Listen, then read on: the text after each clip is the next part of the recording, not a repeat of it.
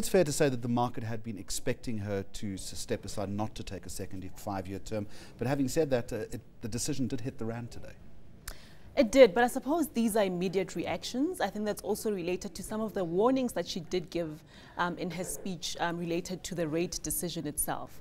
So I think, in a sense, there is an anticipation that some of these challenges will obviously continue beyond her term, and that could have been the immediate reaction of the rand. Of course, there are also global factors that impinge on this interest rate decision that would have also been rand negative. But the warning was stark, wasn't it? She leaves us with bad news, a further deterioration of the economy.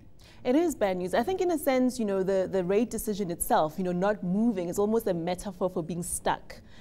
Because there are serious reasons, or at least pressures on the inflation outlook that would suggest certainly to many people that an interest rate hike would have been a way to moderate those increases in inflation. Yet there is no way that she could have easily justified an interest rate hike given the very low growth prospects in the economy.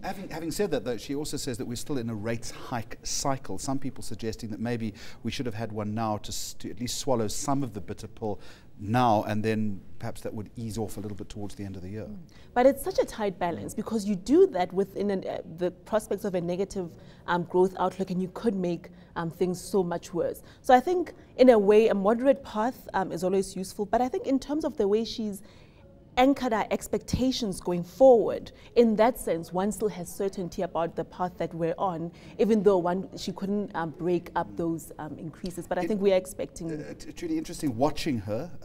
We don't often see Gill Marcus smile, but she was certainly smiling when she was making that announcement earlier today. What sort of governor has she been? How is she going to be judged in this 5 years?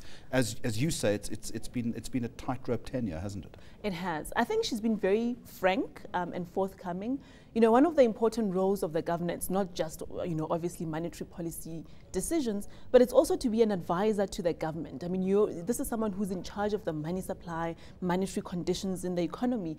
And so being able to give very good and very honest advice, even when it's not the best time politically to do so, is a very important quality. And I think she has been able to do that, to execute that role of being fair, of anchoring people's expectations, of explaining her policies or her decisions quite clearly to the market. I think all of those tasks she's executed Very well. quickly, the successor that the president appoints, will that successor come from what she terms the outstanding team internally, or do we look elsewhere?